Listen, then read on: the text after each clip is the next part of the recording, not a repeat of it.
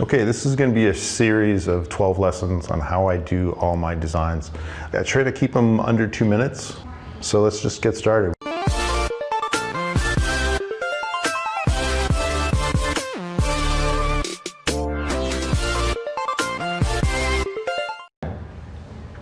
Okay, now we're going to do design number 6. That's this one right here. Just basic print. So one rule of thumb I like to use with print, I'll use some guideline here. I don't usually draw this on the shirt, but just to illustrate my point. So that's the bottom of the letter, that's the top. And what the middle is, and the middle would be like where you would cross your A, for example, or cross a T, something like that, okay? I'm gonna put that 2/3 of the way down, rather than in the middle. Maybe in kindergarten when we were taught how to write, we put it right in the middle, but for artistic flair, I put it below the horizon, or below the halfway point.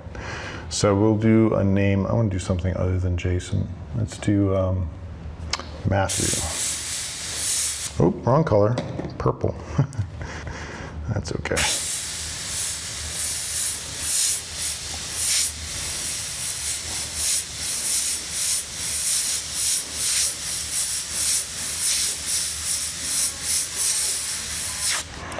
There, so you can see more or less I put the crossing on the A and the H and the E lower than the halfway point. Again, it makes the letters a little more interesting. Put some curves and some finishing points on your letters, again, to make them more interesting. You don't want it to look too stiff. Moving on, next color is blue.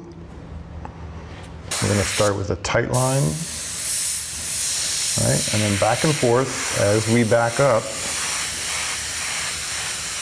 we move forward, move upward, I'm sorry. So we got a tight line and then a fade. And do that the opposite direction.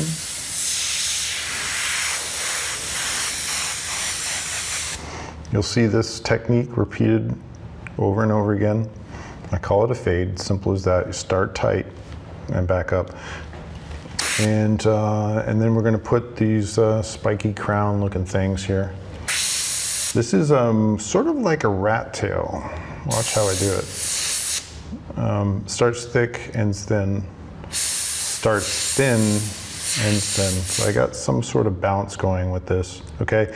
You can do it without moving your trigger at all. And it looks good. Nothing wrong with that. As you get a little more proficient at it, then you can start to rock your trigger back and forth and add the thickness and the thinness to the line. It makes things a little more interesting.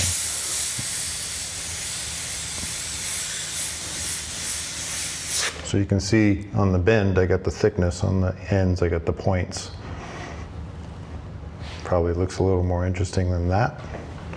Either way, it's fine. And then it looks like we have green here in the middle, but really that's just blue. So since I got the color in my hand, I'll use it. I'm going to use blue, nice and light. I'm backing way up. I want that really nice gradation. I'll put a couple of lines for texture. I may even just do a drop shadow, that's optional.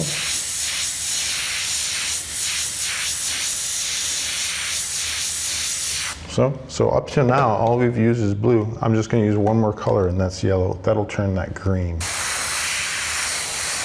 And here I'm following from the top to the bottom, just fill it. Saturate it with color. We don't want white mixed in there. We don't want 3 colors. We want just green and yellow when we're finished.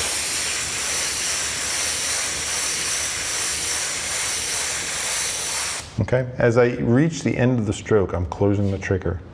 So, and this is a skill I'll teach later on. Whenever you're going back and forth doing movements, you're closing your trigger at the end. It's a little thing, but it's something that's kind of like if you create a good habit when you're starting out airbrushing, this is something that you're going to really appreciate for a couple things: speed and I guess neatness or tightness in your designs.